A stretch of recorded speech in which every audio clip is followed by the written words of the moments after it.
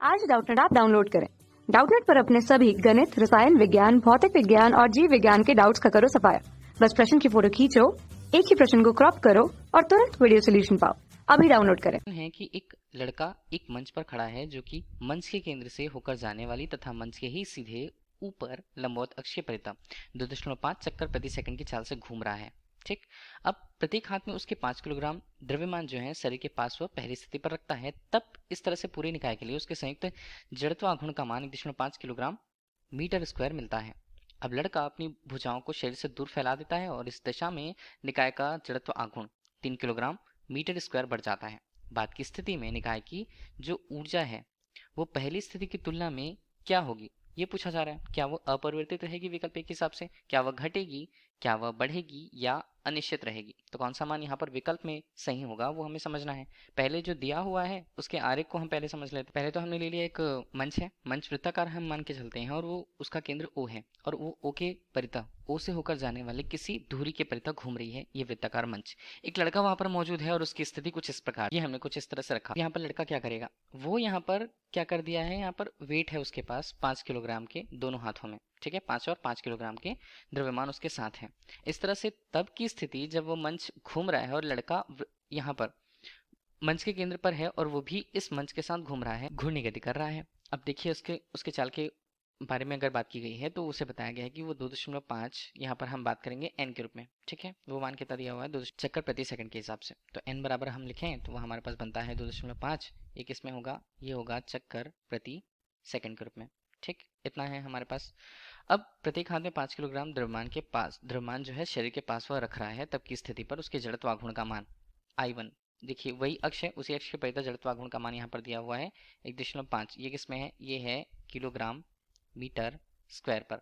ठीक, अब देखिए लड़का अपनी भुजाओं को शरीर से दूर अगर फैला देता है तो देखिए दूसरी स्थिति कुछ इस तरह से हो जाएगी कि यहाँ तो पहले क्या था, पहले उसकी स्थिति कुछ इस प्रकार से थी। अब अगर वो लड़का मौजूद है और वो दोनों द्रव्यमानों को हाथ से या भुजाओं से दूर फैलाकर रखता है। ठीक है, इस तरह से इस दिशा में निकाय का जड़त्व आघूर्ण, निकाय मतलब पूरा मंच भी है वहां पर और वहां पर लड़का भी है, तो इस तरह से उसके जड़त्व आघूर्ण का मान दूसरी स्थिति पर हमें कितना मिल रहा है, वो है 3। ये किसमें होगा, किलोग्राम मीटर स्क्वायर पर।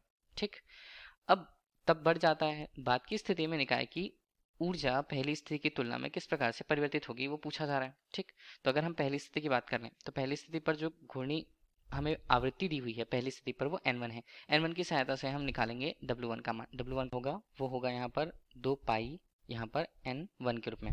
ठीक है, तो अगर हम w1 का मान यहाँ पर देखें तो यहाँ पर क्या मान बनता है, 2 यहाँ पर होता है, पाई यहाँ पर होगा, n का मान हम देखें तो वहाँ पर होता है 2.5। तो इसका मान कितना आएगा, w1 का मान हमारे पास आया 5 पाई। ये किस में रहेगा, ये रहेगा रेडियन प्रति सेकंड पर।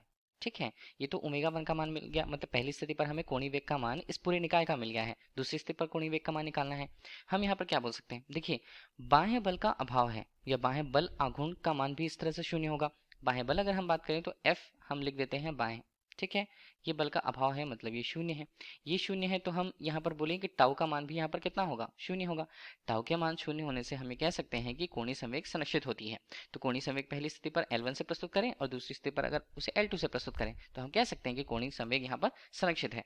इस तरह कोणीय संवेग संरक्षण के हिसाब से वो होगा क्या, यहाँ पर ये होगा L1 बराबर L2, तो उसे क्या लिखा जाएगा I1 ओमेगा 1 के रूप में और दूसरा मान होगा यहाँ पर I2 ओमेगा 2 के रूप में। ओमेगा 2 का मान हम यहाँ पर निकाल सकते हैं, तो सीधे सीधे हम लिख लेते हैं ओमेगा 2 का मान।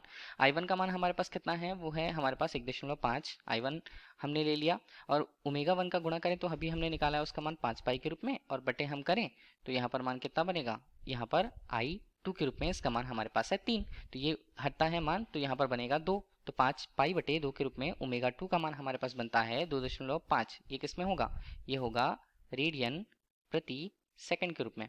ठीक है, तो ये कोणीय वेग का मान दूसरी स्थिति पर हमें मिल गया है निकाय के लिए। ठीक, अब इस हिसाब से हमें क्या निकालना है, हमें बोला है कि बाद की स्थिति में निकाय की जो ऊर्जा है पहली स्थिति में निकाय की जो ऊर्जा है उससे किस तरह से परिवर्तित होगी। तुलना हम कर लेते हैं, कैसे, घूर्णन गतिज ऊर्जा से। तो घूर्णन गतिज ऊर्जा हम जानते हैं, उसके लिए सूत्र क्या होता है, हम k के रूप में लिखें ऐसे, इसका मान बनता है 1/2 आई ओमेगा स्क्वायर के रूप में। अब देखिए स्थितियां हमारे पास पहली और दूसरी हैं तो उसके हिसाब से लिखें तो k1 का मान बटे k2 का मान हम लेंगे, दोनों की तुलना करनी है। तो हम यहाँ पर लिखते हैं पहले 1/2, यहाँ पर मान बनता है I1 का और ओमेगा 1 का। इसका बनेगा स्क्वायर, और इसी तरह नीचे भी हम लिख दें, बिल्कुल इसी तरह यहाँ पर मान बनता है 1/2 के रूप में I2, और यहाँ पर बनता है ओमेगा 2 स्क्वायर के रूप में 1/2 का मान यहाँ पर कट गया। बाकी सारे मान हमें पता है, तो हम उसकी तुलना करें तो K1/K2 के लिए उसके मान अगर हम रखते हैं तो I1 का मान हमारे पास कितना है, वो 1.5 है। ओमेगा 1 का मान हमारे पास कितना है, ये हमारे पास 5 पाई के रूप में था, और इसका भी हमने कर दिया स्क्वायर, क्योंकि स्क्वायर हमें करना था। ठीक, नीचे देखें हमारे पास मान है 3 का, और यहाँ पर देखें तो ये हमारे पास है 2.5 पाई का, तो यहाँ पर ये मान हो गया स्क्वायर के रूप में। ठीक है, अब यहाँ पर देखें तो इसका मान हटेगा तो 2 आएगा, तो हमारे पास K1/K2 का मान हमारे पास कितना आता है, देखिए ये बनता है हमारे पास 25 पाई स्क्वायर को हमने काट दिया, नीचे 2.5 है उसका हमने, वो आता है हमारे पास 6.25 के रूप में, और गुणा हमने कर दिया 2 का। ठीक, तो 12.5 हम कह सकते हैं उसे। तो K1/K2 का मान अगर हमने हल करा तो वो कितना आया, ये हमारे पास आता है 2 के रूप में, 2/1 के रूप में। अब यहीं पर हम देख लेते हैं कि K2 का मान मतलब दूसरी स्थिति पर जो ऊर्जा है पहले की तुलना में किस तरह की है, तो ये K1/2 आएगा हमारे पास मान। ठीक है, तो हम ये कह सकते हैं कि दूसरी स्थिति पर जो हमें ऊर्जा मिल रही है, घूर्णी गतिज ऊर्जा जो है, वो पहली स्थिति की तुलना की आधी होती है। ठीक है, तो इस तरह से क्या होगा, वो घट जाएगा, आधी हो रही है मतलब कम हो जा रही है, तो घट जा रही है, इसका मतलब है कि बाद की स्थिति में निकाय की जो ऊर्जा है पहली स्थिति की तुलना में क्या होगी, घट जाएगी। तो विकल्प भी हमारे लिए इस प्रश्न का सही उत्तर होगा। धन्यवाद। कक्षा 6वीं से 12वीं से लेकर नीट, IIT, JEE वो एडवांस के लेवल तक 1 करोड़ से ज्यादा छात्रों का भरोसा। आज ही डाउनलोड करें डाउटनेट ऐप या व्हाट्सएप करें अपने सारे डाउट्स 8400 400 400 पर।